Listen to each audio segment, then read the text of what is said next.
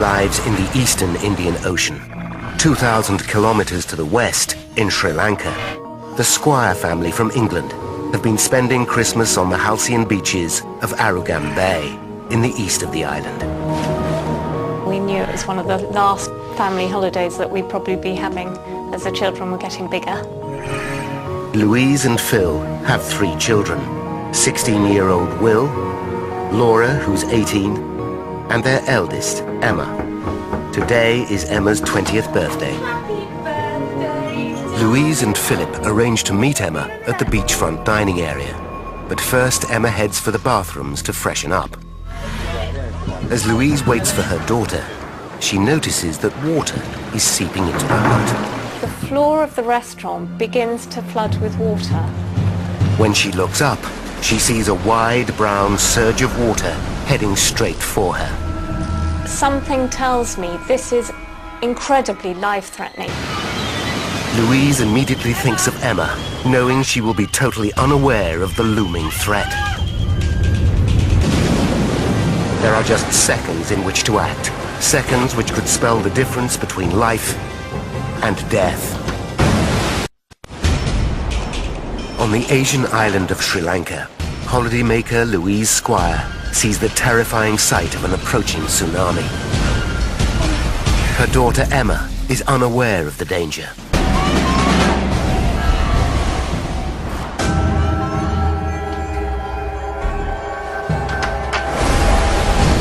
Tons of water explode into the room. Within seconds, Emma is trapped and running out of time.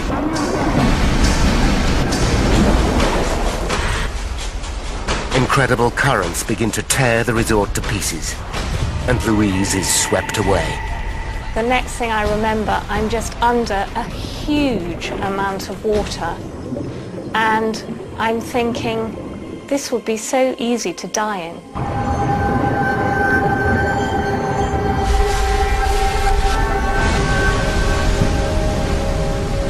Louise drags herself to safety. I remember thinking, where are my children? But knowing there was nothing I could do. Over the next 2 hours, a series of waves swamp Arugam Bay. Eventually, the water recedes, revealing a terrible scene. I see a completely devastated area. Unable to find her family, Louise makes her way to the highest point on the island. Her last and only hope of finding them alive. But even here, there is no sign of her children or husband, and she begins to despair. I start planning my own exit from the world. But then she hears familiar voices. Phil comes through the garden, followed by Emma, Laura, and Will. And it was just unbelievable. And we just hugged each other. It was amazing. She just kept on repeating, I thought I'd lost you, I thought I'd lost you. We were all in tears. We couldn't believe our luck, at how all 5 of us could have survived.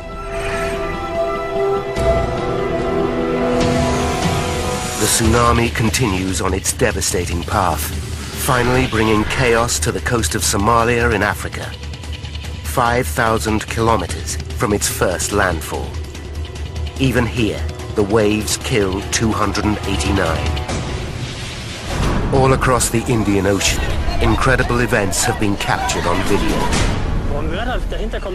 In Thailand, astonished holidaymakers film an exposed seabed, the water drained from the beach, followed minutes later by a vertical wall of water. 3,000 kilometers to the southwest, the Maldives, a low-lying island chain, are all but submerged. To the north in Sri Lanka, a shopkeeper filmed the plight of schoolgirls trapped in what was a bus station.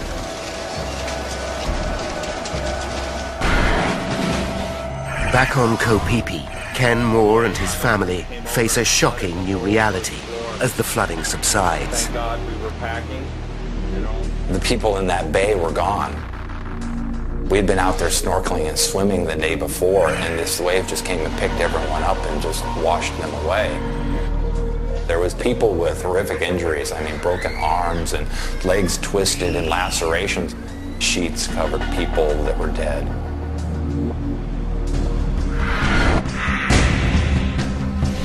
On Sumatra, the coastline is now unrecognizable. Ibu Nuleli desperately searches for her children. After the water receded, I was confused and frightened. There were so many dead bodies, not only people from this village, but people from other places too. Ibu finds her blind daughter Fitri, then her son. Together they look for the little 9-year-old, sifting through debris and corpses. But it's a race against time. With each passing minute, their chances of finding Ichut alive are dwindling. We look for Ichut everywhere. But after hours of fruitless searching, the awful truth is inescapable. I couldn't find my little one. I haven't seen Ichut to this day. Like so many youngsters, Ichut was not strong enough to survive the water. At least 1/3 of the tsunami's victims are children. This is the most devastating tsunami in recorded history. Entire communities are erased. The scale of the disaster shocks the world into action, and an international relief effort begins. But for many, it is too late. Sumatra alone loses around 170,000 people. In total, more than 270,000 people are killed, but the true death toll will never be known. But what could have happened? What kind of tsunami can create super high waves, retreating oceans, and devastating debris flows? And most important of all, is there anything we can learn to prevent such a catastrophe from happening again? Fully understanding this complex disaster requires expertise from many different disciplines, and a team of world-class specialists come together to investigate. For earthquake expert Kerry C., this event raises conflicting emotions. It's quite a schizophrenic experience. You have not only your scientific exhilaration, but you also are looking at something that's powerful enough to do a lot of damage to people. Professor Kostas Sinolakis is head of the Tsunami Research Center in California.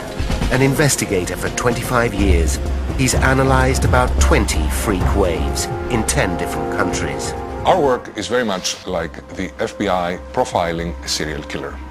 We have to very, very carefully look at the clues. Then we can maybe point our finger and say, this is where the killer came from, and this is what he can do again. Sinolakis is an expert in modeling tsunamis. He tries to predict what would happen to low-lying coastal communities such as his own in Southern California if they were hit by a wave of a